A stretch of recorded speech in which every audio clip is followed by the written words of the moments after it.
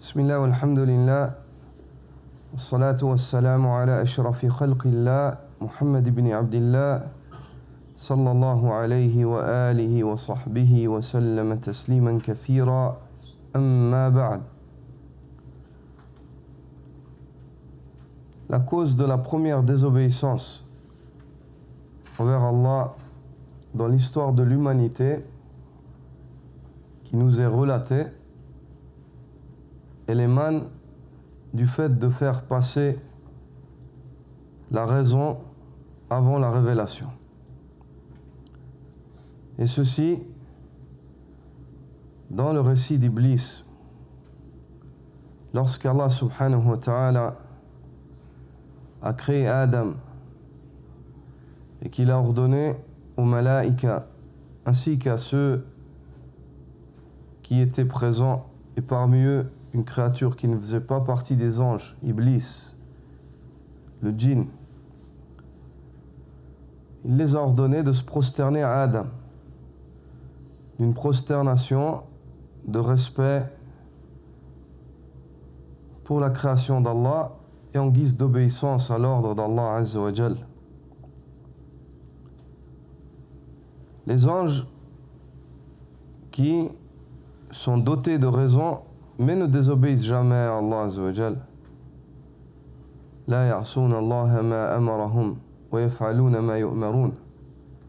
Ils ne désobéissent jamais à Allah dans les ordres qu'Allah leur donne et ils s'acquittent immédiatement des ordres qu'Allah leur donne. Les malaïkas, fasajada al-malaïkatu kulluhum ajma'in illa Iblis. Les anges se sont tous prosternés sauf Iblis. Iblis ne s'est pas prosterné. Et ce qui a poussé Iblis à désobéir à l'ordre d'Allah Azza wa Jal, c'est le fait qu'il a fait passer son raisonnement avant les ordres religieux. Il a dit Asjudu liman khalaqta tina. Vais-je donc me prosterner à celui que tu as créé de terre? Ana khayrun min khalaqtani min nar wa khalaqtahu min tin. Je suis meilleur que lui. Tu m'as créé de feu, quant à lui, tu l'as créé de terre. Là, il fait des développements, des raisonnements, et ces raisonnements-là l'ont poussé en fait à désobéir à l'ordre d'Allah Azza wa Jal. On prend de ce récit-là le danger, ayyul ikhwa, de faire passer la raison avant la révélation. Le danger de faire passer la raison, le raisonnement, avant la révélation. Et celui qui fait cela risque de s'égarer. Celui qui fait cela risque de s'égarer. Ici, il s'agit d'une créature, Iblis, qui était doté de savoir et qui était un adorateur. Iblis, c'était un adorateur d'Allah subhanahu wa ta'ala. Lorsqu'Allah Azza wa Jal l'a fait monter au ciel, il est dit qu'il n'y a pas un emplacement dans le ciel, si ce n'est qu'un ange est en train d'adorer Allah Azza wa Jal. Malgré cela, Iblis, il n'y a pas un emplacement dans le ciel, si ce n'est qu'en montant, il a glorifié Allah subhanahu wa ta'ala dans cet endroit-là. Lorsqu'Allah Azza wa Jal l'a monté au Jannah.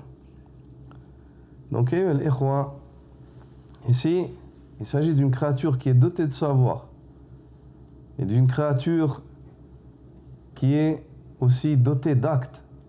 Malgré cela, le fait qu'il ait fait passer son raisonnement avant la révélation, ça a été la cause de son égarement. Il a été banni du paradis et de la miséricorde d'Allah Azza wa Jal pour l'éternité.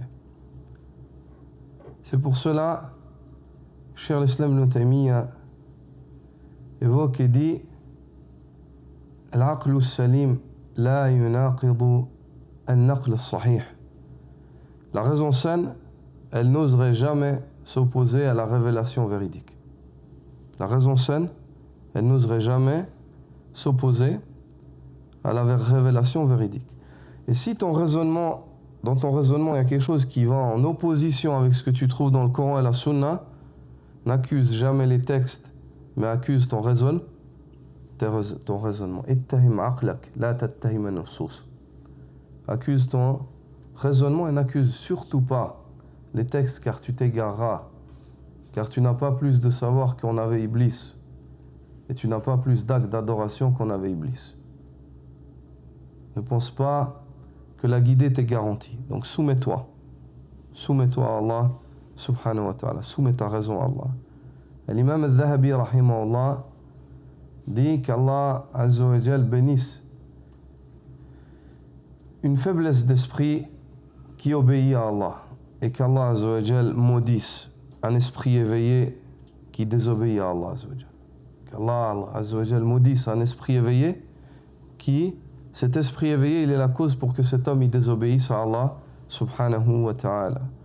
Le but, c'est pas l'esprit ou la raison, c'est pas un but en soi à chérir, c'est un moyen pour atteindre le but. C'est un moyen qu'Allah a donné aux hommes pour qu'ils reconnaissent Allah et pour qu'ils lui obéissent.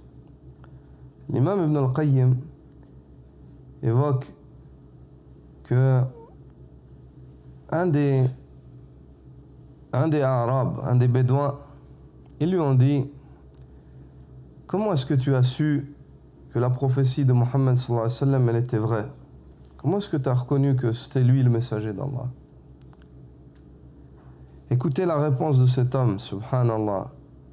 Cet homme qui à la base est illettré. Il ne sait pas lire. Il dit: هذا لأنه لم يكن يأمر بالشيء إلا وعقلي يقول ليته نهى عنه ولم ينهى عن شيء إلا وعقلي يقول ليته أمر به وما أحل شيئا إلا وعقلي يقول ليته حرمه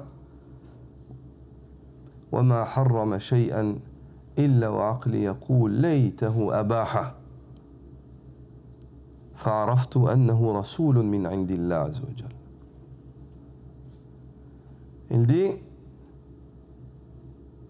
j'ai su, comment est-ce que j'ai su? Il dit ceci, car il n'est pas venu donner un ordre, si ce n'est que ma raison, elle me disait si seulement il avait interdit ça. Il n'interdisait pas une chose, si ce n'est que ma raison, elle me disait si seulement il avait ordonné ça. Et il ne rendait pas illicite une chose, si ce n'est que ma raison, elle disait si seulement c'était halal. Il ne rendait pas halal une chose, si ce n'est que ma raison, elle disait si seulement ça c'était interdit. Il a dit à ce moment-là, qu'est-ce qu'il a fait cet homme? Il n'a pas accusé la révélation, il a accusé sa raison qui est reliée au désir, aux passions. Il a dit: j'ai su à ce moment-là que c'était un messager qui vient d'Allah azza wa jal. J'ai su que c'était un messager qui est envoyé avec la religion d'Allah.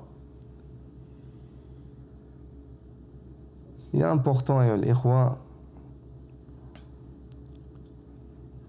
de faire passer la révélation avant toute chose et de soumettre la raison à cette révélation. Comme l'a dit Ali ibn Abi Talib: لو كان الدين بالرأي لكان مسح أسفل الخفين أولى من أعلاه. Si la religion, on devait l'apprendre de la raison, il aurait été plus logique d'essuyer les chaussons en dessous et non pas dessus. Mais la religion, on l'apprend de la révélation en sous-main. C'est comme ça. Allah a dit, le prophète a dit. Et on fait. Et un homme convaincu, un argument lui suffit. Mais un homme qui n'est pas convaincu, 1000 arguments ne lui suffisent pas. Un homme convaincu, un dalil, ça suffit. Un homme qui n'est pas convaincu, qui suit ses passions, tu peux lui donner 1000 arguments et ça va toujours pas éteindre ses passions. Ça va toujours pas éteindre ses passions. Allah subhanahu wa ta'ala nous récite, nous évoque dans sa parole, dans ce qu'il a révélé dans le Coran, dans Surat Hud, le récit de Nuh avec son fils. Lorsque Nuh l'appelle par ordre d'Allah, dit Ya Bunay, irkab ma'ana. Oh mon fils, monte avec nous sur le bateau. Ne sois pas du nombre des perdants. Le fils de dire Ya Abati, Sa'awi ila jabalin ya'asimuni min al-ma'. Oh mon père, je vais monter sur une montagne, sur un mont qui va me préserver de l'eau.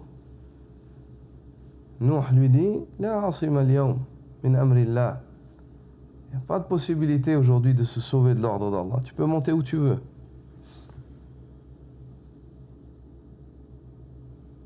Et Allah Azza wa Jalla nous évoque ce qui s'est passé. Hala baynahuma al-mawj fakana min al-mughraqin. Les vagues se sont interposées entre Nuh et son fils fut du nombre des noyés.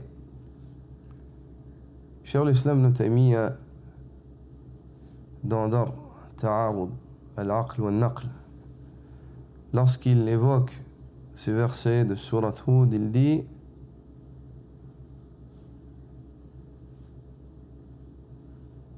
lorsqu'il évoque le fils de Nuh qui dit Sa'awi ila jabalin ya'asimuni min al-ma', je vais monter sur une montagne qui me protégera de l'eau. Il a dit Hadha aql.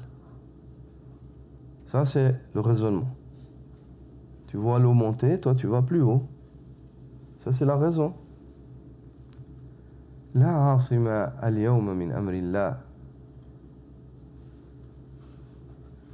Quant à la parole d'Allah, lorsqu'Allah relate la parole de Nuh à son fils, qui lui dit aujourd'hui, il n'est pas possible de se sauver de l'ordre d'Allah.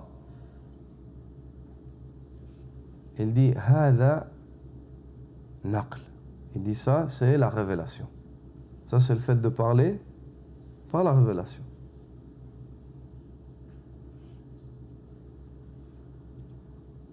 فحال بينهما الموج فكان من المغرقين. Les vagues s'interposèrent entre eux et le fils de Nuh fut du nombre des noyés. Il dit هذه النتيجة. Il dit ça, c'est le résultat. C'est le résultat de quoi? Le résultat d'une personne qui fait passer sa raison avant la révélation. Et coule. Comme le fils de Nuh a coulé, cette personne-là coule dans les océans des passions et dans des ambiguïtés. Dans les océans des passions et des ambiguïtés. Pourquoi? Parce qu'il a fait de sa raison un but qu'il chérit. Il a fait de sa raison une divinité. Au point où certains philosophes, leur raison c'est une divinité, ils l'adorent. C'est pas la raison qui se soumet chez eux, c'est les choses qui doivent se soumettre à leur raison. Ils raisonnent d'abord, puis ils cherchent des arguments à leur raisonnement. Tandis que les gens saints cherchent ce que disent les arguments, puis ils soumettent leur raison à cela. Puis ils soumettent leur raison à cela. Subhanaka wa bihamdik, ashhadu an la ilaha illa ant, astaghfiruka wa atubu ilayk.